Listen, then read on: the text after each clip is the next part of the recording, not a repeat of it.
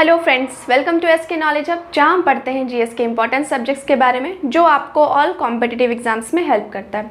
हमारी जो सीरीज़ है वो पॉलिटी की चल रही है और आज हम पॉलिटी का एक नया चैप्टर लेके आए हैं जो काफ़ी इंटरेस्टिंग है और काफ़ी ज़्यादा इम्पॉर्टेंट है। वो है फंडामेंटल राइट्स यानी कि मूल अधिकार। और आज हम देखेंगे मूल अधिकार होता क्या है, मूल अधिकार कहाँ से लिया गया है भारतीय संविधान में। उसके अलावा देखेंगे कि मूल अधिकार कौन कौन से हैं और मूल अधिकार से संबंधित और भी चीज़ें, महत्वपूर्ण तथ्यों को जानेंगे। तो ये चैप्टर भी 2 पार्ट्स में होंगे। आज हम इसके बारे में, इसकी जो व्याख्या करेंगे, इसके बारे में जानेंगे, एक इंट्रोडक्शन लेंगे इसका, और कल जो है सारे मूल अधिकार को हम एक एक करके उसको डिटेल में पढ़ेंगे। सबसे पहले मूल अधिकार यानी कि मौलिक अधिकार होता क्या है। तो मौलिक अधिकार जो है अधिकारों की वैसी सूची है जो हमारे जीवन में महत्वपूर्ण स्थान रखती है, यानी कि हमारे जीवन के लिए अत्यंत उपयोगी है, मैंडेटरी है, बहुत ज़रूरी है। उसके अलावा ये क्या करती है, ये चहुमुखी विकास यानी कि हमारे बौद्धिक, नैतिक, आध्यात्मिक, भौतिक हर तरीके का विकास में सहायक है। तो इस तरीके के अधिकार जो है मूल अधिकार कहलाते हैं। और दूसरी चीज़ है कि आखिर जो मूल अधिकार का कॉन्सेप्ट आया कहाँ से, उसके बाद भारतीय संविधान में कहाँ से लिया गया है। तो भारतीय संविधान में जो है मौलिक अधिकार का प्रावधान जो है अमेरिका के संविधान से लिया गया है। लेकिन दूसरी चीज़ जो है कि इसका जननी कौन है, ब्रिटेन। तो कैसे, उन चीज़ों के बारे में भी पढ़ेंगे। तो क्या होता है कि 1215 ईस्वी में ब्रिटेन में, इंग्लैंड में जो है किंग जॉन थे राजा। तो उन्होंने क्या किया, लंदन में थेम्स नदी के किनारे क्या किया, एक प्रपत्र सौंपा जिसमें अधिकारों का लिस्ट था। यानी कि जो जो चीज़ें ज़रूरत होती है, हमारे अधिकार होते हैं, उनकी सूची थी। वो प्रपत्र जो है वहाँ की जनता को सौंपते हैं वो, और इसी में अधिकारों का सूची लिखा रहता है। और ये जो अधिकारों की सूची वाला जो लिस्ट है यानी कि स्क्रिप्ट है वो मैग्ना कार्टा कहलाया। और इसी वजह से कहा जाता है ब्रिटेन को ही जो मूल अधिकारों का जननी। किस प्रकार से हमने देख लिया, लंदन में थेम्स नदी के किनारे जो राजा थे सर जॉन, उन्होंने 1215 ईस्वी में क्या किया कि अधिकारों का प्रपत्र यानी कि मैग्ना कार्टा को अधिकारों को प्रपत्र बोलते हैं, अधिकारों की सूची, तो उसको जो है सौंपा था 1215 ईस्वी में। इसी वजह से रिपीट करने का मतलब है आप इसे अच्छे तरीके से याद कर लें। भारतीय संविधान में अमेरिका से लिया गया। तीसरी चीज़ है कि अब हमारे संविधान में कहाँ जगह दी गई मौलिक अधिकारों को। तो हमने पहले भाग में देखा था भारत राज्यों का संघ होगा, उसके बारे में देखा था। दूसरे भाग में हमने पढ़ा था नागरिकता के बारे में। आज हम देख रहे हैं भाग 3, और संविधान के भाग 3 में मौलिक अधिकारों को जगह दी गई है, और अनुच्छेद 12 से 35 तक। तो अगर पूछा जाएगा किस भाग के अंतर्गत आता है, तो भाग 3 के अंतर्गत, अनुच्छेद 12 से 35 के अंतर्गत। और उसके अलावा जो मौलिक अधिकार है हमें जानना बहुत ज़रूरी होता है, क्योंकि रोज़मर्रा की ज़िंदगी के में जो है काफ़ी ज़्यादा इम्पॉर्टेंट है। क्योंकि हम कहीं बाहर जा रहे हैं, काफ़ी सारी ऐसी चीज़ें हमारे आसपास होती है, काफ़ी चीज़ें जो हम नहीं जानते और हमें वो हमारा अधिकार है। और कई बार ऐसा होता है कि हमें नहीं पता होने की वजह से हमारे अधिकारों का हनन होता है और हम उसे देखते ही रह जाते हैं, हम कुछ नहीं कर पाते। तो एग्ज़ाम के पॉइंट ऑफ व्यू से नहीं, अपने पॉइंट ऑफ व्यू से, अपने लिए ज़रूरी होने की वजह से भी मौलिक अधिकारों का जानना हमारे लिए बहुत ज़रूरी है। क्योंकि हमें अपने अधिकार ही पता नहीं होंगे तो फिर अगर उनका हनन हो रहा है, कोई हमारे मौलिक अधिकार का हनन कर रहा है, तो फिर हम उसके खिलाफ आवाज़ नहीं उठा पाएंगे। तो इस वजह से मौलिक अधिकार का भी जानना बहुत ज़रूरी है। उसके बाद हम देखेंगे कि भारत में मौलिक अधिकार का इतिहास क्या है। भारत में आखिर कहाँ से सर्वप्रथम मांग किसने की। तो मांग की बाल गंगाधर तिलक जी ने सर्वप्रथम भारत में। और दूसरी चीज़ की, जब नेहरू रिपोर्ट आया था 1928 में, तो नेहरू रिपोर्ट में पेशकश की गई थी कि जो संविधान की मांग की गई थी, उस दौरान ये भी बोला गया कि मौलिक अधिकार की भी मांग की गई, यानी कि हमारे संविधान में मौलिक अधिकार का भी होना ज़रूरी है। उसके बाद क्या होता है कि कांग्रेस मांग करती है। तो कांग्रेस मांग करती है 1931 के कराची अधिवेशन में, जिसके जो हेड थे सरदार वल्लभ भाई पटेल जी, तो उन्होंने मांग करी थी कि संविधान में मौलिक अधिकार का होना बहुत ज़रूरी है। तो हमने जाना कि सबसे पहले मांग कब की गई थी भारत में, बाल गंगाधर तिलक के द्वारा। दूसरे बार जो है नेहरू रिपोर्ट जो है 1928 में पेश की गई, उस दौरान। बीच में भी एनी बेसेंट के द्वारा मांग की गई थी, लेकिन कुछ कुछ चीज़ें जो है ज़्यादा इम्पोर्टेंट जो है वो सारी चीज़ें हम आपको बता रहे हैं। फिर जो कांग्रेस के द्वारा मांग की गई 1931 कराची अधिवेशन, जिसकी अध्यक्षता सरदार वल्लभ भाई पटेल ने की। अब देखते हैं कि अब मौलिक अधिकार है, ठीक है, हमारे जो अधिकार हैं हमें पता है अधिकार है, और अगर हनन हो रहा है किसी भी तरीके से, हमारे मौलिक अधिकार का हनन कोई कर रहा है, तो हम उसकी सुरक्षा की गारंटी कौन देता है? आखिर हनन हो रहा है तो हम जाए कहाँ? तो मौलिक अधिकारों का हनन हो रहा है आपका, तो आप सीधा न्यायालय में जा सकते हैं, हाई कोर्ट। अगर आप हाई कोर्ट नहीं तो सीधा सुप्रीम कोर्ट में। इस तरीके से हम कह सकते हैं कि हमारे मौलिक अधिकारों की सुरक्षा की गारंटी कौन देता है? Supreme court, high court. तो इस तरीके से तो सबसे उच्चतम जो है यानी कि सुप्रीम कोर्ट, तो मेन जो सुरक्षा की गारंटी के पॉइंट ऑफ व्यू से अगर पूछा जाएगा कि सुरक्षा कौन प्रदान करता है, तो उच्चतम न्यायालय यानी कि सुप्रीम कोर्ट। अब हम देखेंगे कि मौलिक अधिकार में संशोधन की क्या प्रक्रिया है, यानी कि मौलिक अधिकार जो है उसके कुछ कानूनों में बदलाव की ज़रूरत होगी या फिर कुछ। तो सीधा सीधे उच्चतम न्यायालय ने बोला है कि जो मौलिक अधिकार है उसमें कटौती हो सकता है, कमी हो सकता है, लेकिन ध्यान रहे कि उसका जो मूल ढांचा है उसमें परिवर्तन ना हो। यानी कि जब संविधान का निर्माण हुआ उस दौरान काफ़ी चीज़ें सोच समझ के रखी गई, और जो हमारे लिए मैंडेटरी है अब वो चीज़ भी हमें फिक्स नहीं रहेगा कि वो चेंज हो सकता है, बदलाव आ सकते हैं, तो फिर वो मूल अधिकार कहलाने लायक ही नहीं है। इसी वजह से उच्चतम न्यायालय ने साफ साफ जिक्र किया कि जो मौलिक अधिकार में कटौती हो सकता है, कमी कर सकते हैं, लेकिन उसका जो मेन स्ट्रक्चर है उसमें कोई भी चेंज नहीं होना चाहिए, और ये सारी चीज़ें संसद करती है संशोधन के माध्यम से। सुरक्षा की गारंटी हमने देखा कि उच्चतम न्यायालय देता है। उसके अलावा संविधान के भाग 3 में ये 12 से 35 के अंतर्गत आता है। तो आज हम अनुच्छेद 12 और 13 के बारे में पढ़ेंगे और कौन कौन से अधिकार हैं उनके बारे में पढ़ेंगे।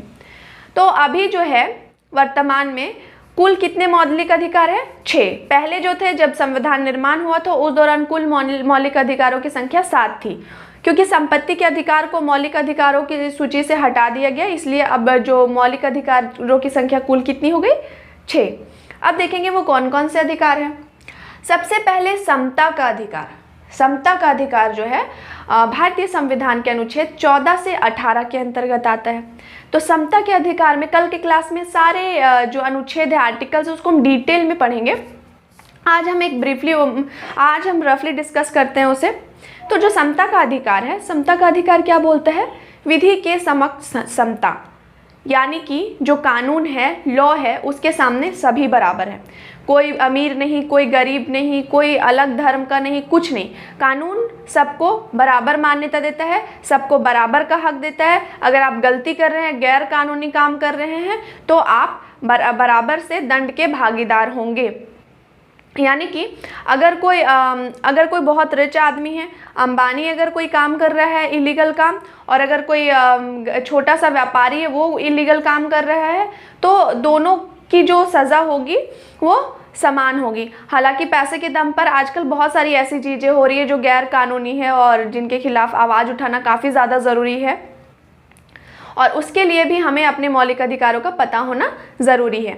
इसी समता के अधिकार में ही हम देखेंगे अस्पृश्यता का अंत, यानी कि जो छुआछूत है वो भी गैर कानूनी है, वो भी एक तरीके का क्राइम है। हमें छुआछूत नहीं करनी चाहिए। हालांकि जो गवर्नमेंट है, हालांकि छुआछूत किस केस में करते हैं? जैसे आपके संक्रामक रोग है जो फैलने का डर रहता है, बस सिर्फ आप उसी केस में छुआछूत कर सकते हैं, क्योंकि वो डर है कि वो बीमारी ट्रांसफ़र ना हो जाए। अदरवाइज आप किसी को धर्म के आधार पे, किसी की जाति के आधार पे, किसी को उसके काम के आधार पे छुआछूत को मान्यता नहीं दी गई है, यानी कि वो गैर कानूनी है। इसी में उपाधियों के अंत के बारे में हम पढ़ेंगे। जो टाइटल होता है महाराज या फिर सुल्तान या फिर जो भी काफ़ी सारे टाइटल होते हैं, तो जो कि आप अगर किसी को बाबू बोलते हैं, जैसे पहले होते थे ना चौकीदार, मुंशी जी, ऐसे कर करके टाइटल उपाधि से उनको बुलाते थे, जिससे क्या पता चल जाता है कि कोई व्यक्ति ऊंचा दर्जा है, किसी व्यक्ति का नीचा दर्जा, तो वो बराबरी से वो नहीं देखे जाते, इसी वजह से इनका भी अंत किया गया। ये सारी चीज़ें हम देखेंगे समता के अधिकार में ही देखेंगे, यानी कि सभी बराबर हैं। उसके बाद देखेंगे स्वतंत्रता का अधिकार, जो 19 से 22 के अंतर्गत आता है। स्वतंत्रता के अधिकार में हम काफ़ी सारी चीज़ें देखेंगे। इसमें हमें अभिव्यक्ति की स्वतंत्रता है, जो RTI, right to information, media को जो अधिकार है वो मतलब कोई भी कानून कहीं भी जाके इंफॉर्मेशन निकाल के फिर आपको आपके सामने पेश करती है, ये सारी चीज़ें उसी के अंतर्गत आती है। उसके बाद भारत में सभा सम्मेलन बिठाने का अधिकार, फिर आपका आ गया कि कहीं भी आवागमन कर सकता है, अगर भारतीय नागरिक है तो कहीं भी आवाजाही कर सकते हैं भारत में, अपने जीवन यापन के लिए, अपनी ज़िंदगी गुजारने के लिए किसी भी जो पेशे को, नौकरी को अपना सकते हैं। हालांकि व्यापार कर सकते हैं, लेकिन इसमें भी कुछ कंडीशन है, आप गैर कानूनी काम नहीं कर सकते हैं। अगर आपको व्यापार करने का अधिकार दे दिया गया है तो ऐसा तो नहीं आप कुछ भी ऐसे चीज़ों का व्यापार करने लगे जो गैर कानूनी है। उसके बाद आपको बोल दिया जाए कि ठीक है आपका मौलिक अधिकार है, आपको अपने जीवन चलाने के लिए, जीवन यापन करने के लिए आप कोई भी पेशे को अपना सकते हो, तो आप चोरी चमारी नहीं कर सकते, यानी कि कुछ कंडीशंस दिए गए, यानी कि आप मौलिक अधिकारों को जो है मान सकते हैं, मौलिक अधिकारों को लेके चल सकते हैं, लेकिन आपको ये ध्यान रखना है कि किसी दूसरे को उससे परेशानी ना हो, किसी दूसरे की क्षति ना हो, तभी आप अपने मौलिक अधिकार को अच्छे तरीके से लेके चल सकते हैं। और अगर दूसरे को क्षति पहुंचा रहा है तो वो गैर कानूनी है, इसके लिए आपको सज़ा मिलेगी। धार्मिक स्वतंत्रता का अधिकार, हाँ, उसके बाद तीसरे नंबर पे शोषण के विरुद्ध अधिकार आता है। तो शोषण के विरुद्ध अधिकार 23 से 24 के अंतर्गत आता है। तो 23 से 24 के अंतर्गत क्या क्या चीज़ें हैं, तो वही जो ह्यूमन ट्रैफिकिंग जो होता है, मानव का व्यापार किया जाता है, वो सारे चीज़ों को निषेध किया गया है। वो जो बाल मजदूरी है, ये सारी चीज़ों के बारे में जिक्र किया गया है शोषण के विरुद्ध अधिकार में, यानी कि आपके खिलाफ जो है आप शोषण हो रहे हैं तो फिर उसके विरुद्ध भी आवाज़ उठाने का अधिकार है आपको, और इन सारी चीज़ों के बारे में दिया गया है 23 से 24 के बीच। अब आता है धार्मिक स्वतंत्रता का अधिकार, जो कि अनुच्छेद 25 से 28 के बीच आता है। धार्मिक स्वतंत्रता, इससे ही वर्ड से आप समझ सकते हैं आपको धर्म की स्वतंत्रता का अधिकार है, यानी कि आप कोई भी धर्म अपना सकते हैं और कोई भी आपको बाध्य नहीं कर सकता है किसी दूसरे धर्म को अपनाने के लिए। तीसरी चीज़ कि भारत धर्मनिरपेक्ष है, वो सभी धर्मों को समान मान्यता देता है। उसके बाद आप अगर धार्मिक कार्य कर रहे हैं तो सरकार कोई भी हस्तक्षेप नहीं करेगी। और उसके अलावा भी है कि अगर धर्म के लिए, धार्मिक कार्यों के लिए आप फंड इकट्ठा कर रहे हैं कि ठीक है मंदिर बनवाने के लिए, आप देखोगे कि मंदिर बनवाने के लिए लोग काफ़ी ज़्यादा मात्रा में फ़ंड इकट्ठा करते हैं, दान, तो ये सारी चीज़ों पे टैक्स भी नहीं लगाती गवर्नमेंट, यानी कि आपको पूरी तरह से धार्मिक स्वतंत्रता की छूट देती है। तो सारी चीज़ें जो है ये 25 से 28 के अंतर्गत आती है अनुच्छेद। उसके बाद संस्कृति और शिक्षा संबंधी अधिकार, ये अनुच्छेद 29 से 30 के अंतर्गत आती है। ये जो है पूरी तरह से अल्पसंख्यकों के लिए है। अल्पसंख्यक का मतलब जिनकी जनसंख्या कम है, तो कुछ कम्युनिटी, कुछ धार्मिक लोगों की जो जनसंख्या है वो कम है। जैसे अब भारत है तो भारत में जो है जो हिंदू धर्म के लोग हैं वो बहुसंख्यक कहलाएंगे, और बाकी कुछ धर्मों के लोगों की संख्या जो है कम है तो वो अल्पसंख्यक। तो उन्हें ये ना लगे कि हमारी संख्या कम है, इस वजह से हमारे साथ भेदभाव किया जाता है। इस वजह से भारत सरकार जो है गारंटी देती है, उच्चतम न्यायालय गारंटी देती है उनके धार्मिक स्वतंत्रता की, उनकी संस्कृति की रक्षा की, कि हम आपकी संस्कृति की रक्षा करेंगे, हम आपके धार्मिक स्वतंत्रता की रक्षा करेंगे, आपके धर्म को के साथ कोई हस्तक्षेप नहीं करेगा। तो ये सारी चीज़ की गारंटी देती है।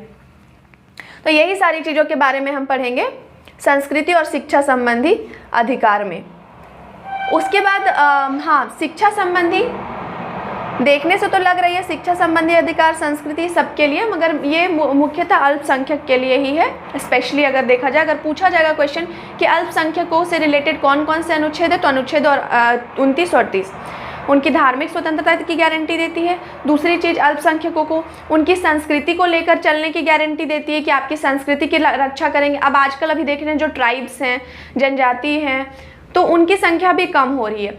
तो उनकी भी जो चीज़ें हैं उनसे भी रिलेटेड जो क्या बोलते हैं, उनकी जो संस्कृति को बचाने के लिए भी काफ़ी चीज़ें हो रही हैं, सरकार काफ़ी कदम उठा रही है।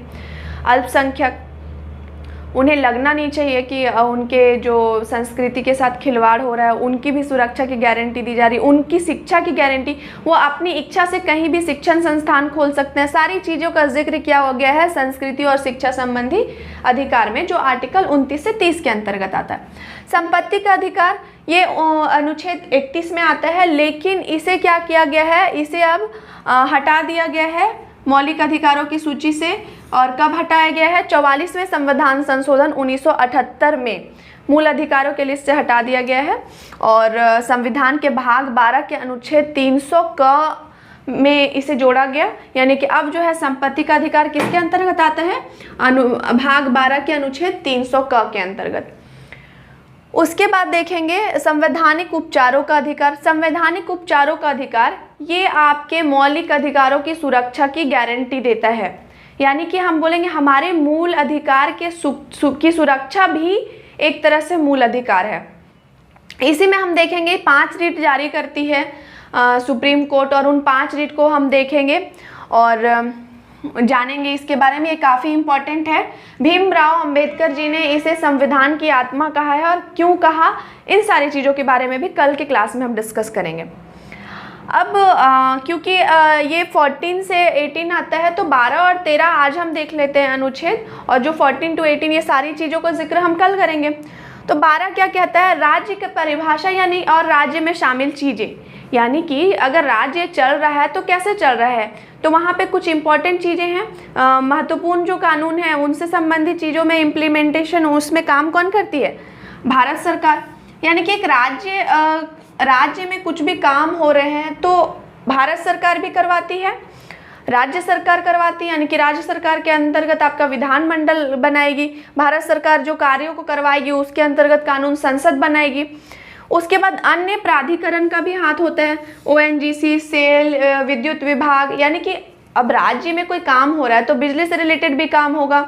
उसके बाद ONGC, तो सारी चीज़ों पे काम होता है। तो राज्य के अंतर्गत जो जो काम होते हैं तो वो कौन कौन करवाता है, किनका किनका ये होता है, ये सारी चीज़ों का डिस्कस इसमें किया गया है।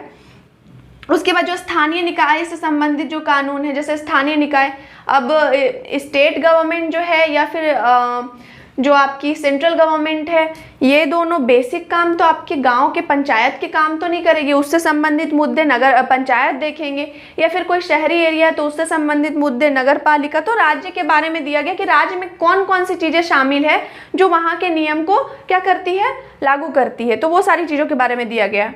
अनुच्छेद 13 अल्पीकरण या न्यायिक समीक्षा से रिलेटेड है, यानी कि ये क्या करता है कि आपके मौलिक अधिकार है, लेकिन मौलिक अधिकार का उपयोग उस तरीके से करें कि जो दूसरे के लिए असंगत ना हो, दूसरे को असुरक्षा ना प्रदान करे।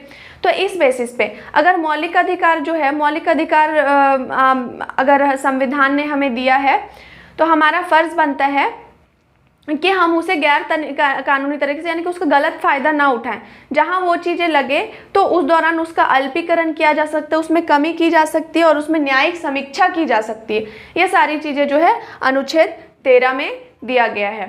तो आशा करते हैं ये चैप्टर आपको अच्छे तरीके से समझ में आया होगा।